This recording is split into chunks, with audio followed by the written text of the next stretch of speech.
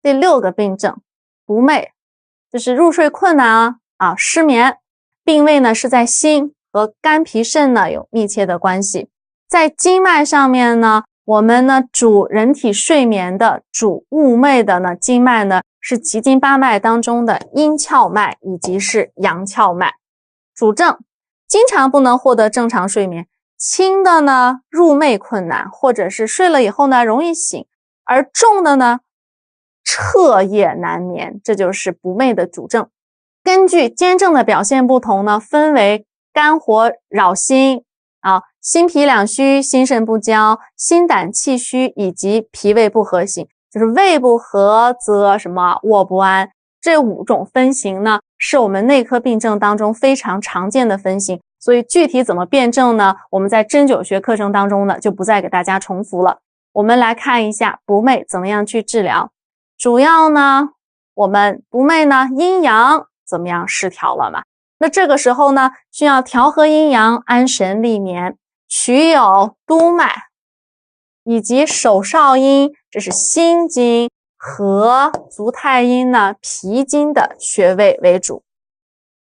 我们来看主穴叫做百会、安眠。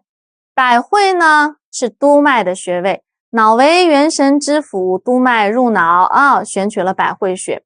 安眠呢，这个穴位呢是一个经外奇穴，安眠穴呢在头部，它是治疗不寐症的一个主穴，位置呢是在翳风和风池穴的中点处。神门手少阴心经的原穴，它可以宁心安神。那三阴交呢是调和我们不寐密切相关的这3条阴经的，也就是肝脾肾3脏肝脾肾3脏的。好，神门和三阴交又经常配合起来呢，用于治疗失眠异常的疾病。照海八会穴呢通阴窍脉，申脉八会穴呢通阳跷脉，窍脉呢主寐物，所以它是丝眼睑开合的。那么阴阳窍脉互相调和以后呢，以安神助眠。我们来用一个谐音记忆法，给出了一个小的这个小句子吧，应该说三焦百块，神僧照样失眠。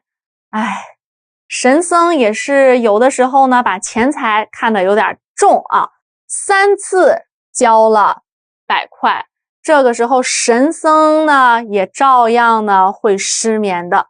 三阴交百会神门然后这个僧呢它对应的是谐音，就是怎么样申脉照海。失眠呢就是我们现在说的不寐这个病症，三焦百块，神僧照样失眠。配穴，心脾两虚型失眠的患者呢，他需要补益心脾，因此你来看有心腧、脾腧，还有一个足三里穴。心肾不交的呢，用到了背腧穴、心腧、肾腧以及肾经的原穴太溪穴。心胆气虚就用了心腧和胆腧。所以心脾两虚、心肾不交、心胆气虚呢，都是以这个辩证分型当中脏腑的背腧穴为主的。肝火扰心，肝火扰心的时候，现在呢病变的这个脏呢到达了经呢牵扯到了人体的肝经，而又是肝火，所以需要泻肝火。泻肝火的时候，肝胆之火要泻它的时候呢，我们可以用到行穴，行主身热。肝经的行穴呢叫做是行间，胆经的行穴呢叫做是狭溪，再配上一个足少阳胆经的风池穴。脾胃不和者，我们需要去怎么样健脾和胃？健脾和胃，足三里可以那么胃的募穴呢是中脘，再配上一个足阳明胃经的丰隆穴虽然呢足三里呢和丰隆呢都归属于足阳明胃经，但是呢我们的足三里是胃的下合穴，同时呢丰隆穴呢又是足阳明胃经的一个络穴，络穴通表里两经，它当然可以通向足太阴脾经。胃的募穴、中脘穴、合胃。在这个配完我们相应的辩证分型的配穴以后呢，根据症状还有一些配穴。如果这个患者呢总是晚上噩梦连篇，好，我们加上的有井穴。足阳明胃经次指外夹角的立对穴，以及足太阴脾经足大趾内侧端的隐白。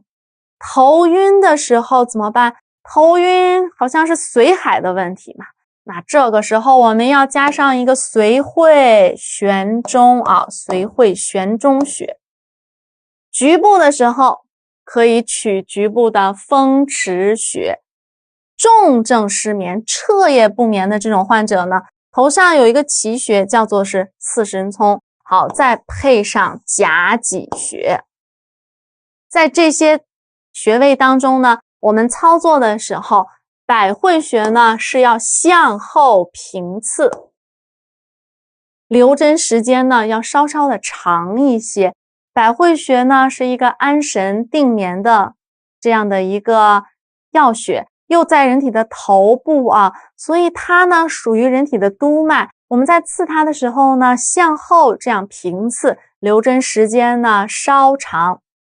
其他治法当中，治疗失眠这个病不寐呢，耳针用的也是比较多的在其他治疗里面，耳针放到了第一个。选取的穴位呢有皮质下，按照西医理论来选穴的。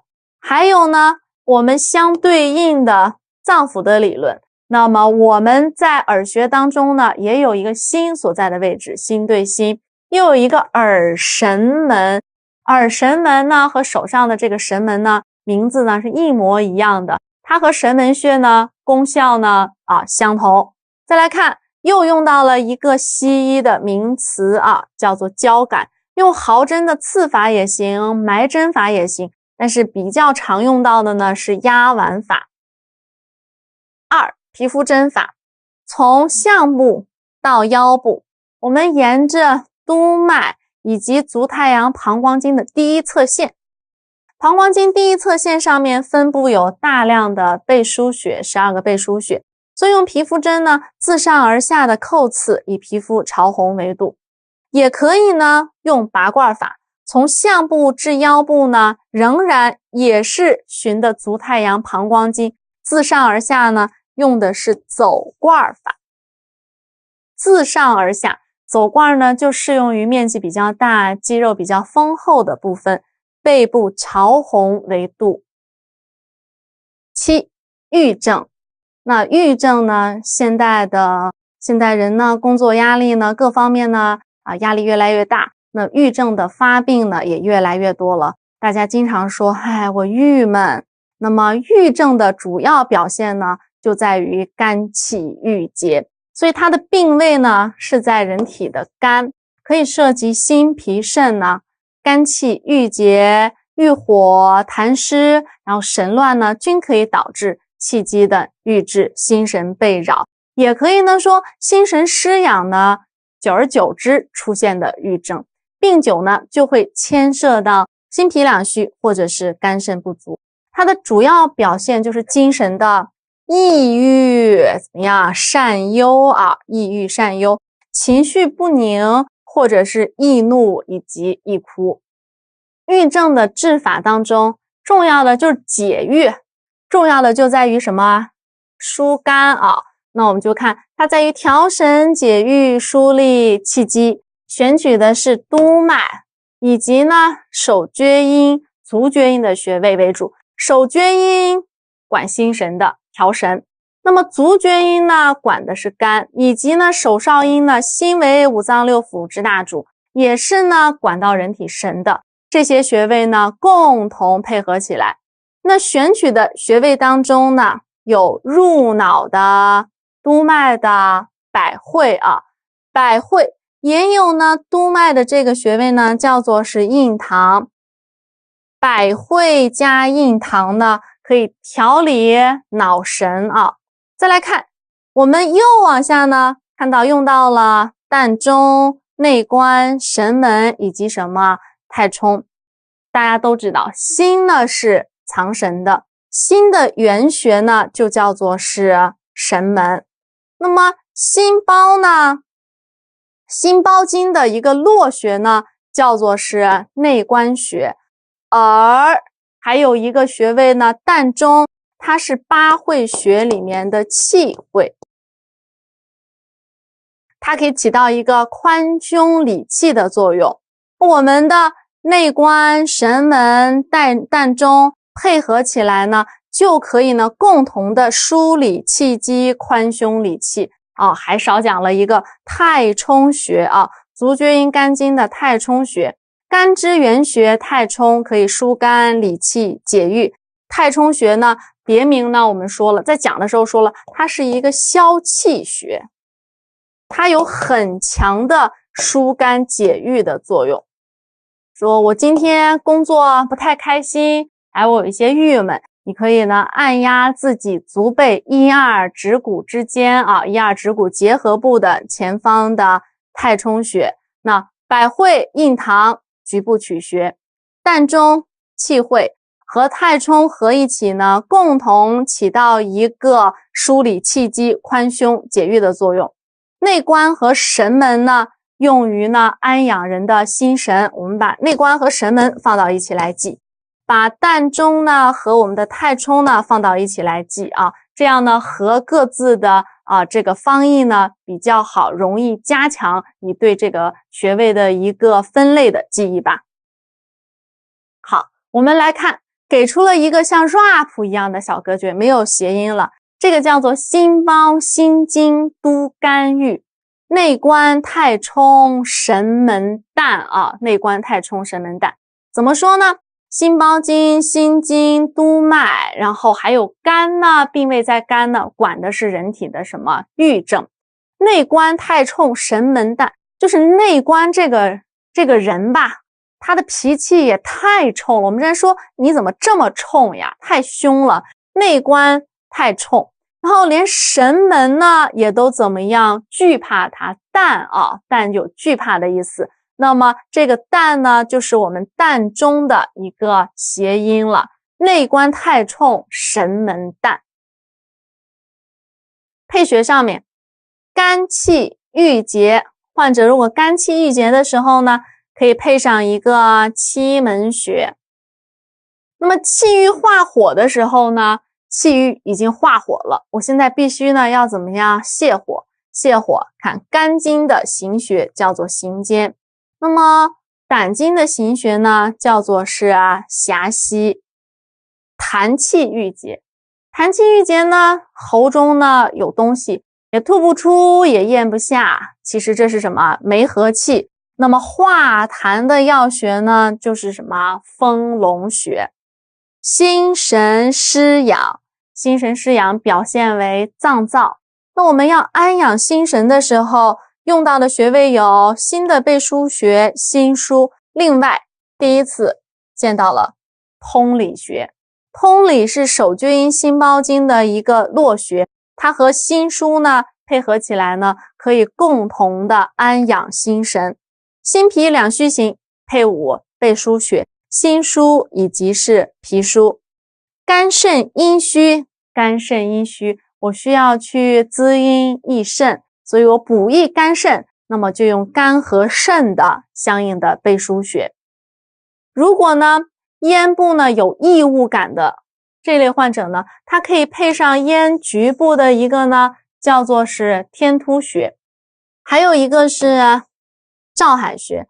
照海归属于足少阴肾经，它擅长治疗一些阴虚性的相应的疾病。它呢又经常和我们的列缺穴呢配合起来，一起呢用于治疗咽喉的相关疾病。列缺照海是通向阴维脉八脉交汇穴，而列缺呢通向是任脉，两脉相合呢汇合的部位呢就有什么？咽喉。那么咽部异物的时候，局部有天突，远端呢有照海穴。我们来看一下郁症。正常的毫针刺法按照虚实来进行补泻的操作。其他针法里面呢，可以用耳穴用耳针法，取得有心、枕以及皮至下，还有什么对应的郁症的肝呢？肝脏有肝、内分泌以及耳神门用毫针刺，毫针刺以后呢，也可以加上电针，留针时间呢20分钟。那恢复期的时候呢，可以用呢埋针法或者是压丸法。穴位注射，选取风池穴、心腧、脾腧以及是足三里，用丹参注射液或者是维生素 B1、B12 呢注射液。那我们这个呢作为一个了解内容就好。心悸病位呢是在人体的心的，和胆脾肾的功能失调呢有非常密切的关系。心悸的表现是什么？心中自觉悸动不安，有的时候呢惊涕不安，甚则呢不能够自主的这种现象，就把它叫做是心悸。心悸的治疗以手厥阴心包经和手少阴心经的穴位为主，心藏神以及相应的背腧穴共同起到一个调理心气、安神定悸的功效。那么主穴上面呢，选取的有心包经的内关穴、心经的神门、心包经的细门穴，以及厥阴腧足太阳膀胱经任脉的膻中穴。这么取穴的目的呢，我们来看心包经的络穴呢为内关穴，它是心包的一个络穴。那么细门呢是心包经的一个细穴。我们把内关呢和细门呢配在一起呢，它可以调理人的心气，疏导什么气血调理心气，疏导气血。神门是手少阴心经的一个原穴，它可以很好的宁心安神以定志，就是它更擅长的呢是安养人的心神这样一个特点。而厥阴腧为心包的背腧穴，那么膻中呢是心包的一个募穴，二者呢加起来呢即为枢木配穴法。枢木配穴法呢可以调理心神、宁心神、调理气机，这么多穴位呢共同配合起来，都是为了收神为了起到一个宁神定悸的这种功效，全都是跟心跟神有密切关系的心的原穴，那么我们的心经、心包经的络穴、细穴，又比如说我们心包的背腧穴，还有募穴，特别是这个内关穴，大家都知道它是调理心神类的疾病特别是调心率的一个主要的药穴。心悸的时候，那还肯定是自觉心跳过快那我们慌，那这个时候呢就可以用到内关穴。歌诀：心包心经定经心悸，膻中厥阴内神系。你多念几遍以后，你会发现呢，其实它也是比较上口的。心包心经定心悸就像我们平时呢练歌词念 rap 一样，心包心经定心悸，膻中厥阴内神系。膻中厥阴腧，内关神门，还有什么细门。配穴方面，心胆气虚型，心胆气虚型肯定是怎么样？胆小嘛容易受到惊吓。那么舌淡苔薄，但是脉呢又是细硕的，可能这个舌苔脉象呢你在这个辩证的时候呢有点困难，但是主症里面包括他的兼证里面肯定会说到这个人呢容易受到什么惊吓心胆虚怯，我们要补益他的心，补益他的胆，好，用了心腧和胆腧。心脾两虚型，那么心脾两虚大家都会辨，那心脾两虚的配穴呢你也会知道，补心补脾用背腧穴、心腧和脾腧穴。阴虚火旺的关键呢是要怎么样滋阴，而滋阴呢，就需要找到足少阴肾经，而足少阴肾经擅长治疗阴虚性疾病和肾虚疾病的呢，就是太溪穴。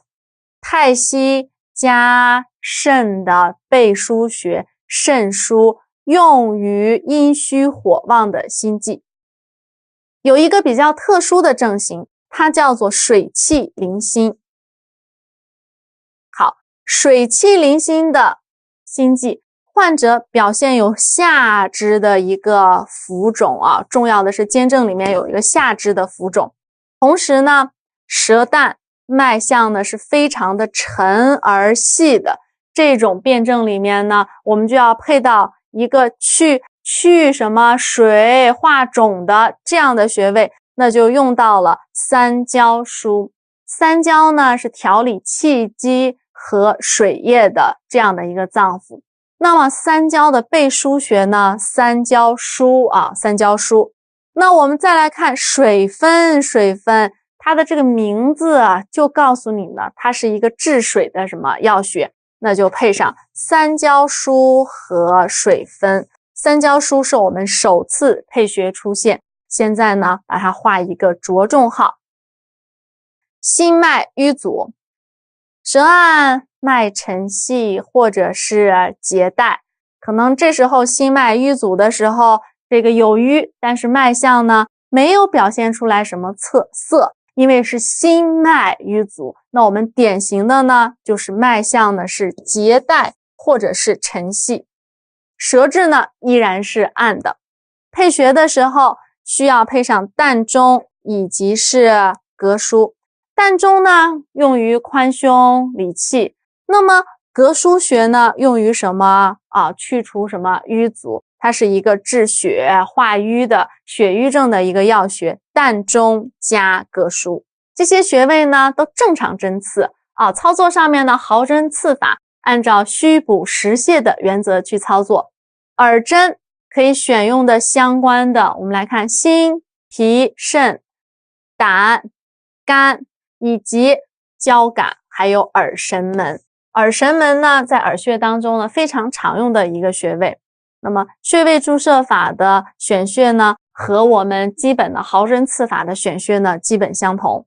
9. 感冒，感冒的病位呢是在肺胃啊，我们大家都知道它的主症恶寒发热、鼻塞流涕、咳嗽、头痛、周身酸楚以及脉浮。那么感冒的辨证分型呢，我们也是清楚的，所以对于它怎么样辨证分型呢，不在此强调。在配穴的时候呢，我们会对相应的辨证呢加上不同的穴位。我们先来看对于主症的治疗。感冒基本治疗呢，病在肺胃，所以它需要祛风解表，而适合祛风解表的经脉呢，第一个督脉为阳脉之海啊，它是可以治疗表症的，比如说它上面的大椎穴。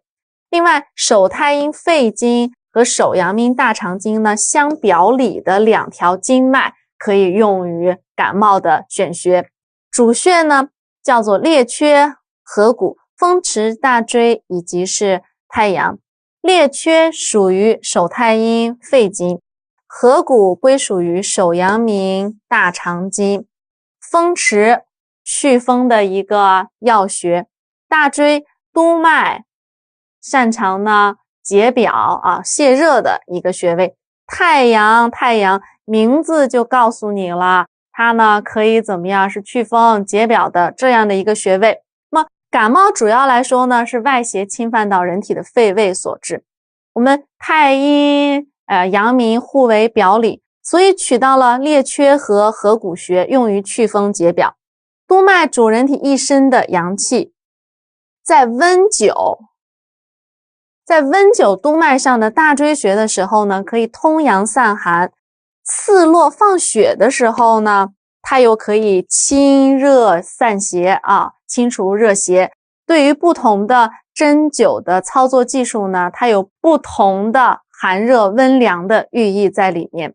风池是归属于足少阳胆经，而它又是足少阳胆经和这条经脉阳维脉的交汇穴。阳为主人一身之表也可以用于解表。古人又有这样一句话，他说阳为病的时候苦寒热有寒有热，同时风池既可以驱除人体的内风，当然它也可以去外风，疏散风邪。与太阳穴二者相配的时候，又可以清利头目。列缺合谷共以肺与大肠相表里，祛风解表。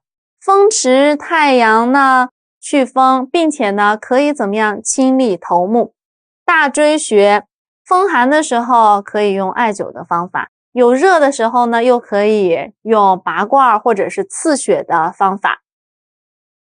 何故有太阳缺大风还感冒呢？什么原因呀？太阳很好，很暖和，而且呢也没有大风，怎么着还感冒了？那我们可以用这种呢来记忆感冒的主穴。配穴上面，风寒感冒需要去除风寒的时候，有一个擅长祛风解表宣肺，然后清上部之风，太阳之表之风的足太阳膀胱经的，这个是风门穴。好，肺的募穴，肺的背腧穴，肺腧穴。风热感冒的时候，有热的时候可以用大椎，可以用曲池，还有一个擅长治疗热症的，擅长治疗表症的，那我们就是外关穴。也不是第一次见到外关穴了，它在很多的风热的时候，或者是呢需要泄热的时候呢，都在配穴当中有所出现。夹湿配阴陵泉，夹属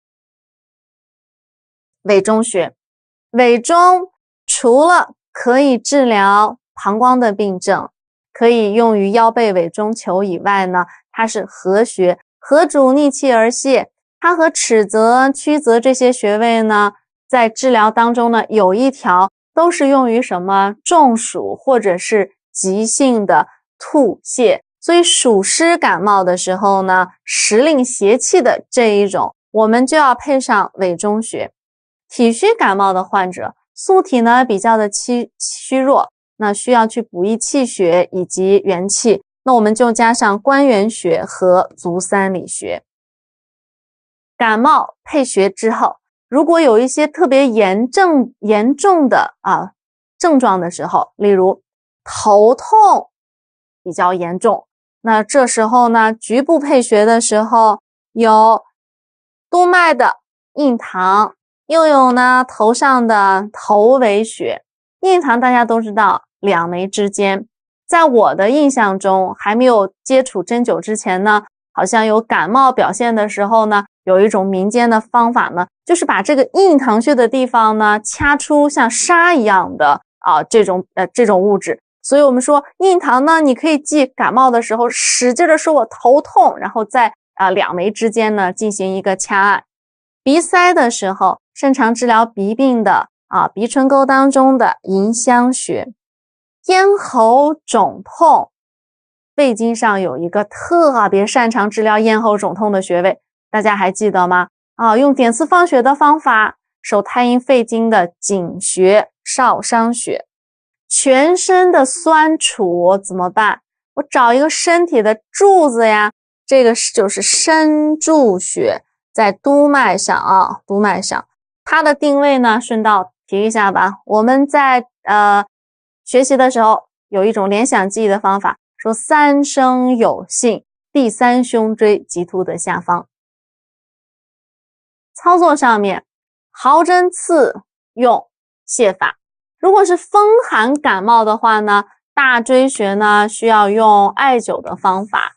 这个时候它需要去温经散寒，那用大椎呢用艾灸的方法。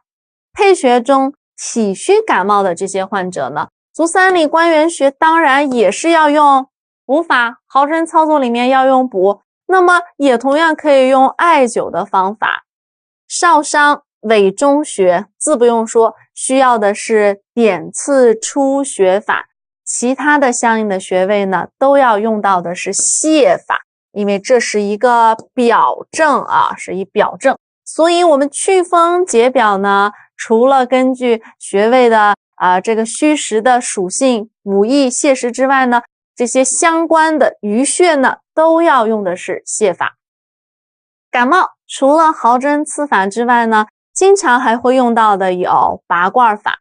拔罐法呢，以背部的穴位为主，我们选取的督脉的大椎、阳气主一身阳气的大椎穴、身柱穴以及膀胱经上的第一大柱、二风门的，之后三椎呢是肺腧、流罐或者是感冒。那这些相关的穴位呢，都是用于风寒感冒的时候，风寒刚刚侵犯到人体的时候，我们用这个大椎、身柱、大柱、肺腧风邪侵犯人体的时候喜欢向上侵犯呀，这些穴位呢都在你的第三胸椎棘突以上的地方。那么用取拔罐的方法呢，可以呢把这个风寒之邪呢寓意呢把它拔出来驱除到体外。三棱针，这些大椎、尺泽、耳尖、少商，它们呢可以用点刺出血的方法。那点刺出血，当然风寒感冒不能用，那它就要适用于是风热感冒风热感冒的时候，用三棱针放血的方法可以泻热驱邪。耳针选取肺、内鼻、下平肩、额等相应的穴位。如果是咽喉肿痛的患者呢，就在耳穴里面加上一个咽喉还有扁桃体。第10个病症，咳嗽咳嗽病位呢也是在肺的，它在辨证的时候呢，分为外感咳嗽和内伤咳嗽呢两种。外感咳嗽是由外邪侵入的，内伤咳嗽呢是脏腑的功能失调导致的肺气不利肺湿宣降而导致的。基本的治疗当中呢，外感的咳嗽，那我自然是要疏风解表，是不是要宣肺止咳，是外感。那这时呢，我们就要选用的跟感冒的经穴选取的经脉呢是相同的，宣肺止咳、疏风解表，手太阴、手阳明这两条相表里的主表的经脉。选取的有列缺和合谷，还有肺的背腧穴呢是肺腧穴。咳嗽病位是在肺，那么肺腧呢，它是肺气呢所输注的地方，在第三胸椎棘突下后正中线旁开 1.5 寸，在位置上呢也离肺脏呢临近非常的接近，所以选取肺腧穴呢，它可以调理肺的气机我们再来下面列缺和合谷。列缺归属于手太阴肺经，肺经的一个络穴，它本身呢就是可以散风祛邪的，宣肺解表祛风。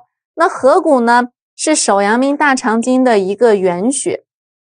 合谷在主治方面呢，其中有很重要的一条呢，它就是擅长治疗的是外感类的相应的病症。那么合谷和列缺配合起来呢，共同起到一个宣肺解表止咳的功效。这个是络穴，这个呢是原穴也是算是原络配穴法。肺与大肠外感咳，外感咳嗽的时候呢，选取肺经和大肠经的相应的穴位，肺腧列缺合谷针。那么肺腧列缺穴呢，怎么样？用针法来进行治疗。配穴上面，风寒袭肺的时候会配到，不再过多的解释了，风门穴风热的时候这一组穴位呢，大家呢在脑海里已经映入了。有热的时候用大椎和曲池。咽喉肿痛，那治疗咽喉肿痛的代表穴位于我们拇指上的桡侧指甲角的少商穴，用放血的方法。以上的这些穴位呢，实证的外感的咳嗽，那它需要宣肺解表，它就用毫针的泻法。而风寒袭肺的这些呢，这一类呢，我们就需要留针，并且呢，针或者是灸呢可以并用，艾灸呢是可以驱寒的，又或者说在背部的腧穴的部分呢进行什么拔罐，把这个寒呢，风和寒呢从体内呢向外拔出。内伤咳嗽，内伤咳嗽是由于脏腑功能失调导致的肺湿宣降。那么在治法上面呢，我们肯定就需要去理气止咳。我们就选用的主穴呢是归属于手足太阴经的，以及相应的背腧穴。肺腧加上中府穴，中府是肺的募穴，那肺腧呢是肺的背腧穴，枢募配穴法，两个穴位呢相配，共同呢用于治疗肺相应的疾病。再来看太渊穴呢，是手太阴肺经的原穴为肺之原穴，三个穴位加起来呢，共同呢就可以宣降什么？宣降肺气，化痰止咳。好，三阴交它是一个疏肝健脾的药穴，那么疏肝健脾以化痰止咳。内伤咳嗽是脏腑功能失调本身脏腑功能失调而导致的肺气失宣肺湿宣降。那这个时候呢，我们需要去疏肝健脾，从而呢再去化痰止咳。怎么来记忆？内伤咳嗽肺脾主，肺腧中府三交渊，肺腧中府穴、三阴交以及太渊穴。肺腧中府都是跟肺这个脏腑相关的肺腧在中府这个府中呢3次交到了什么太渊我们可以这样来记忆。配穴方面，痰湿阻肺的时候，好，痰湿阻肺一一对应起来，痰对丰隆，湿对阴陵泉。肝火灼肺的时候，肝火灼肺怎么办呢？本身呢是由于肝火而导致的，那么肝火的时候我就降这个肝火，我就要选用的是行穴，行主生热，好，肝经的行间，以及不是灼了肺肺也要去找一个行穴，那就是我们手太阴肺经的鱼际穴。肝火灼肺的时候所配的穴位呢，正好是泻肝和泻肺的泻肝热清肺热的这两个穴位呢，均为两条经的行穴。肺阴亏虚的时候，好，加上的是膏肓穴。膏肓位于厥阴腧的旁边，它擅长治疗的是肺系的虚损性的相应的疾病。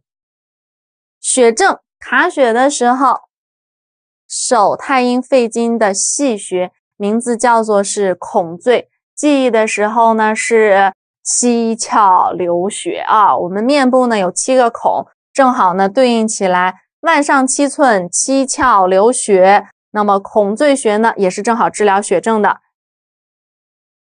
胁肋疼痛的时候，我们可以配上阳陵泉。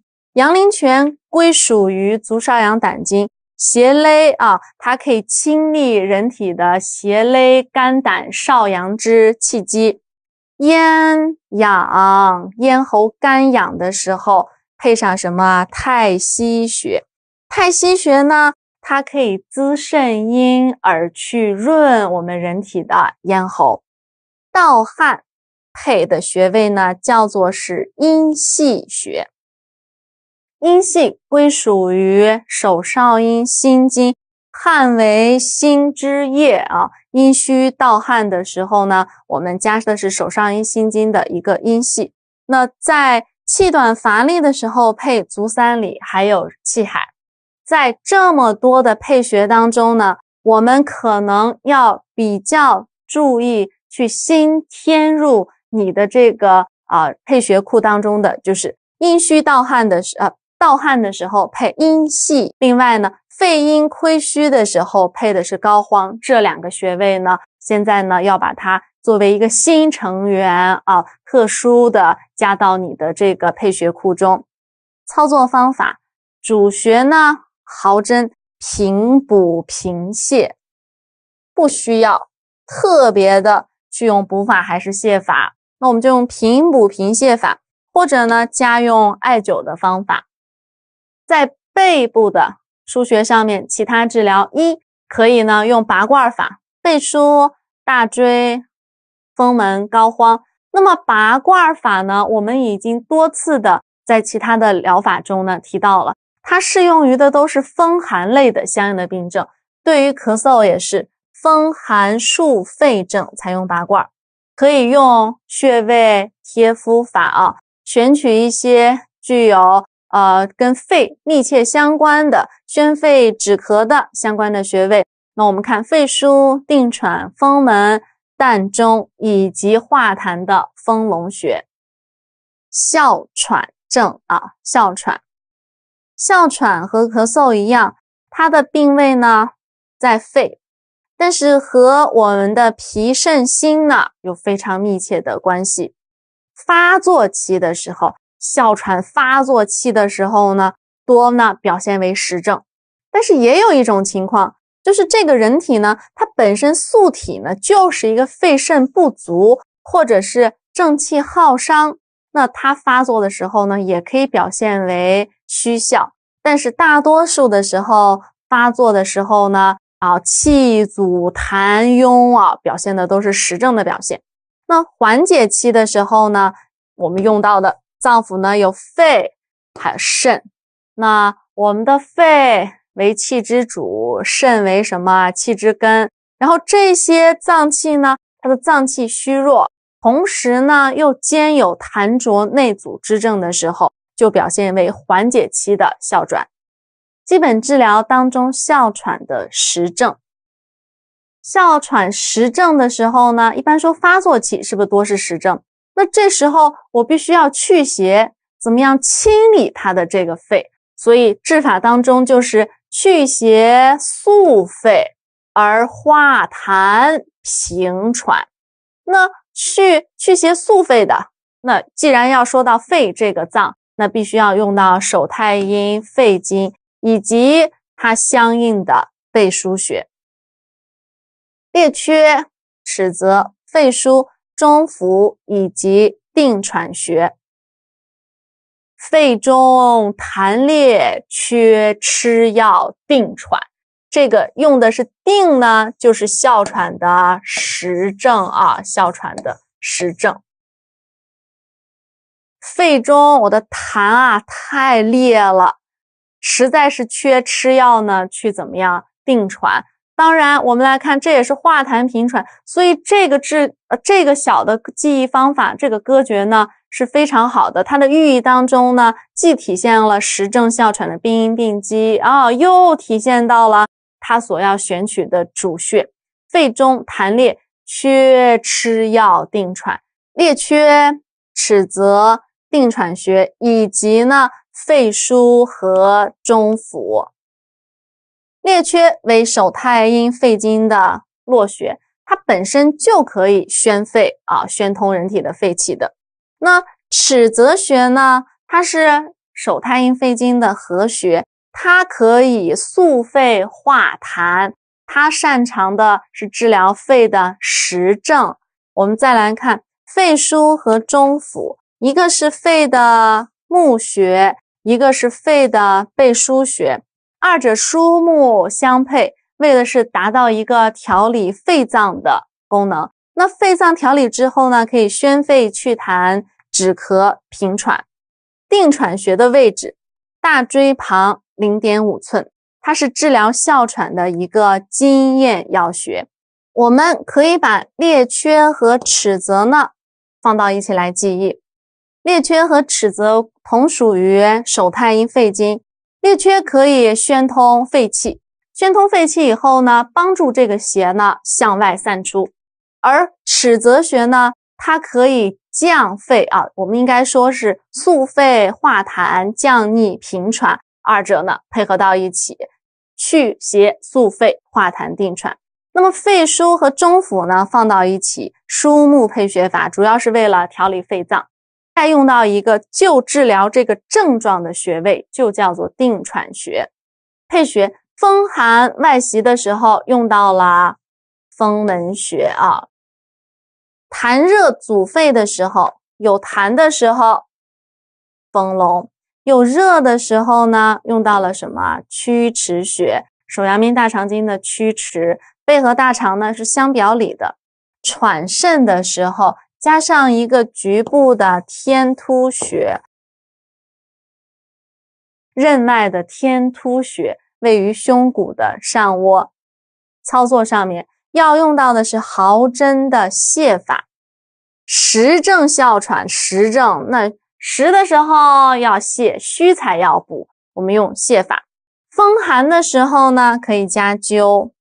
如果是痰热阻肺，有一种方法呢可以散这个热，那就是用刺络的方法，放血的方法。又是痰热阻肺，即选用了这个定喘穴，用刺络拔罐法。虚症的哮喘要怎么治呢？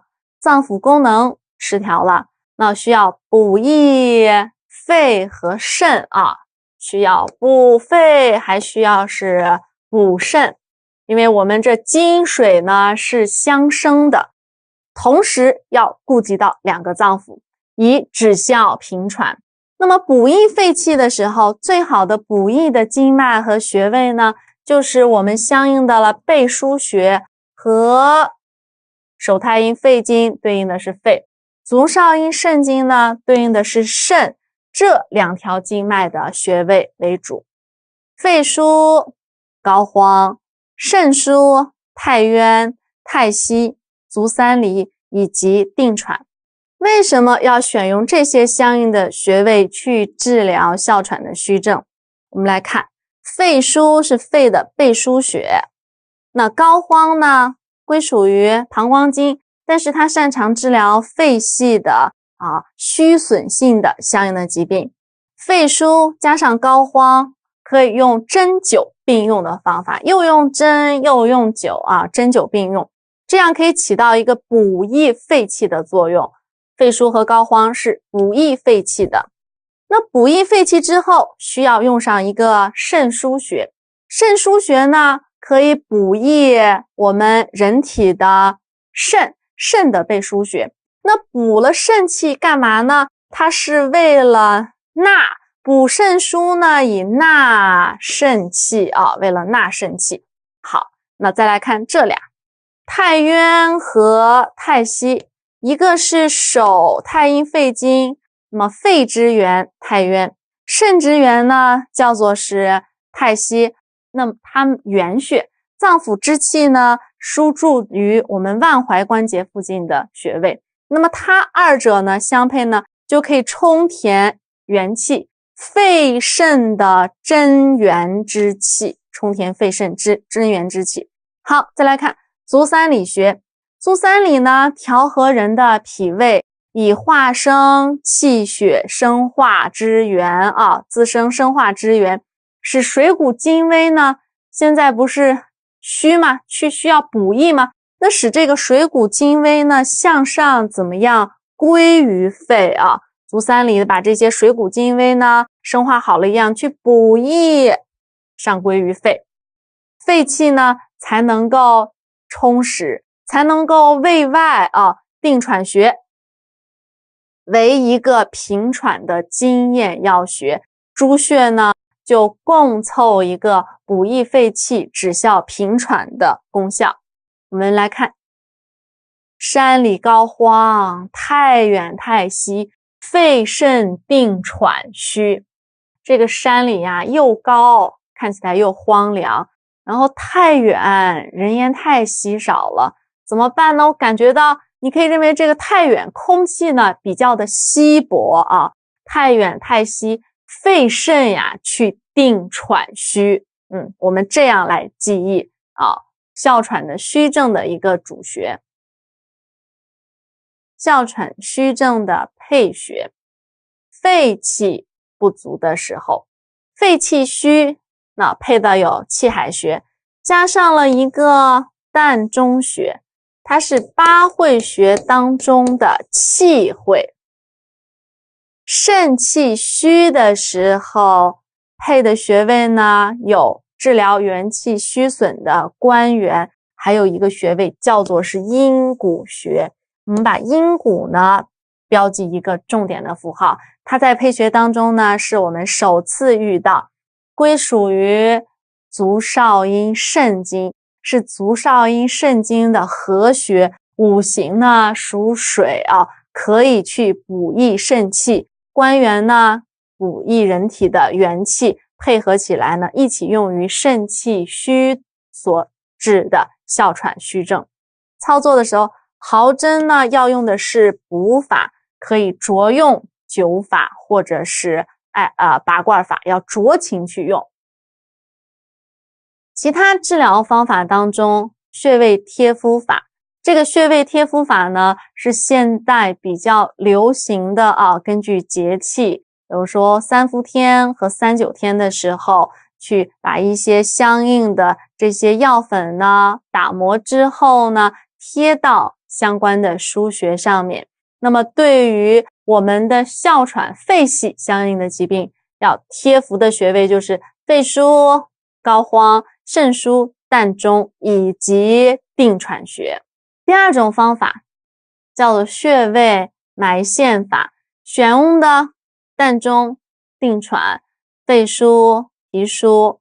那么定喘穴治疗哮喘的经验要穴，肺腧、脾腧补益肺脾之气，足三里呢补充气血生化之源的，那丰隆呢可以用于化痰。